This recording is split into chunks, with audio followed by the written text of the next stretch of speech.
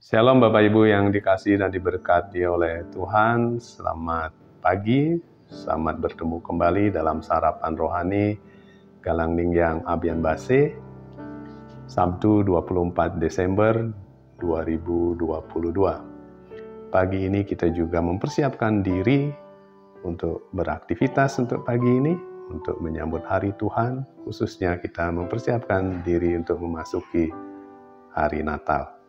Sebelum kita memulai segala sesuatunya pagi ini, marilah kita merenungkan firman Tuhan. Kita akan membaca firman Tuhan dan juga boleh merenungkan pagi ini. Sebelumnya kita mulai dalam doa. Mari kita berdoa. Bapa, di dalam nama Tuhan Yesus Kristus, kami mengucap syukur pagi ini Tuhan bangunkan kami. Kami rindu sebelum memulai hari kami didasarkan atas firman kebenaran-Mu. Urapi hamba-Mu yang menyampaikan, dan setiap kami yang mendengarkan, biarlah kebenaran firman-Mu saja yang dinyatakan dan akan memerdekakan kehidupan kami. Di dalam nama Tuhan Yesus, kami siap untuk mendengarkan firman-Mu. Amin. Bacaan kita pada pagi hari ini dari Zakaria 9 ayat 10. Ia akan memberitakan damai kepada bangsa-bangsa. Dan yang bacaan kedua, Lukas 2 ayat 14, kemuliaan bagi Allah di tempat yang maha tinggi, dan damai sejahtera di bumi di antara manusia yang berkenan kepadanya. Tema pagi ini, damai sejati. Apa itu damai? Menurut Kamus Besar Bahasa Indonesia, damai itu berarti tentram, tenang, dan aman.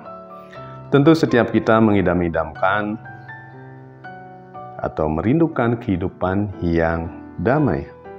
Untuk menggapai atau mendapatkan sukacita dan damai itu, tentu setiap orang akan mengerahkan segala yang dimilikinya untuk menghadirkan kedamaian di tengah-tengah kehidupan mereka. Terkadang kita terlalu menaruh harapan pada tokoh-tokoh manusia untuk mendapatkan kedamaian. Namun sejarah mencatat bahwa kedamaian justru semakin menjauh. Mengapa demikian? Damai sejati itu mustahil terwujud hanya dengan usaha manusia. Itulah pengalaman bangsa Israel dan bangsa-bangsa di sekitarnya. Mereka memiliki hikmat yang tinggi, ekonomi yang mapan, kekuatan militer yang tangguh. Namun hal tersebut tidak membuat mereka mampu hidup dalam kedamaian satu dengan yang lainnya. Yang ada malah perang untuk saling menindas dan membinasakan. Damai sejati inilah yang diharapkan dan ditunggu umat Tuhan.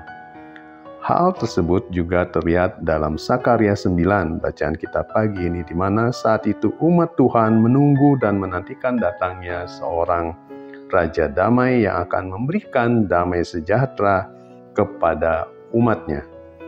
Sehingga dengan kehadirannya untuk menjadi suatu berita dan kesaksian bagi bangsa-bangsa lainnya. Dalam ayat yang ke-10, Zakaria 9 ayat 10, ia akan memberitakan damai kepada bangsa-bangsa. Bapak Ibu yang dikasihi dan diberkati oleh Tuhan, pagi ini, hari ini kita mempersiapkan diri untuk memasuki Natal. Lukas menginformasikan bahwa tempat Maria melahirkan berada dalam satu lokasi di padang, di mana tempat para gembala menjaga kawanan ternak mereka. Dan kepada gembala-gembala inilah malaikat Tuhan menyampaikan berita yang besar yang mendatangkan sukacita bagi mereka dan bagi dunia. Ia datang bukan membawa pesan penghakiman, melainkan pesan damai yang membawa pengharapan bagi manusia. Itulah berita tentang kelahiran Juru Selamat. Allah tidak mengirimkan seorang guru, karena kebutuhan manusia bukanlah pendidikan. Allah tidak mengirimkan ilmuwan, karena kebutuhan kita bukanlah teknologi. Allah tidak mengirimkan ahli ekonomi, karena kebutuhan kita yang terutama bukanlah uang. Allah mengutus juru selamat, karena kebutuhan manusia yang pertama adalah pengampunan dan pembebasan dari dosa. Saat kita masih terikat dalam dosa, akan sulit sekali untuk mendapatkan damai itu. Dunia yang hanyut oleh ketiadaan pengharapan, kesulitan mencari damai, tersentak oleh pernyataan surgawi, kemuliaan bagi Allah di tempat yang maha tinggi, dan damai sejahtera di bumi di antara manusia yang berkenan kepadanya. Pernyataan malaikat ini, pernyataan Tuhan ini dalam bacaan kita hari ini, membukakan harapan bahwa bagi dunia yang hampa ini diberikan damai sejahtera. Damai sejahtera itu selain merupakan perwujudan kemuliaan Allah, juga merupakan penggenapan janji Allah bahwa damai diberikan kepada umat yang memperkenankan hatinya. Mereka yang memperkenankan hati Allah adalah mereka yang menerima Dia, cahaya kemuliaan Allah yang lahir di kandang hina. Saudara yang terkasih, kita sebagai umat Tuhan bisa melihat bahwa harapan akan damai itu, damai yang sejati itu begitu nyata dalam diri Yesus Kristus, di mana Ia hadir dalam rupa manusia untuk memberikan pengampunan dosa bagi hidup kita selaku orang percaya. Sehingga di saat pengampunan itu telah kita dapatkan, rasa takut, rasa khawatir di dalam diri kita pun tidak ada lagi. Namun yang ada dalam diri kita hanya rasa tenang dan damai itu sendiri. Untuk itu jika kita menginginkan kedamaian itu hadir di tengah-tengah kita, marilah kita menyambut Dia, menyembah Dia dengan sungguh-sungguh, dan memuliakan nama-Nya.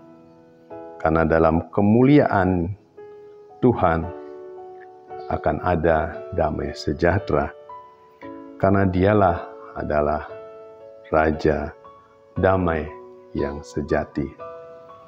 Bapak Ibu yang dikasihi oleh Tuhan, karena kita sudah memiliki damai sejati itu dalam hati kita, baiklah kita akan pergi membawa damai itu. Dalam Matius 5 ayat 9 berkata, "Berbahagialah orang yang membawa damai, karena mereka akan disebut anak-anak Allah." Amin. Kita berdoa. Bapa, terima kasih atas firman-Mu pada pagi hari ini. Ketika kami percaya bahwa Tuhan Yesus sebagai Juru Selamat pribadi kami percaya dalam hati kami, dalam hidup kami, ada damai sejati itu.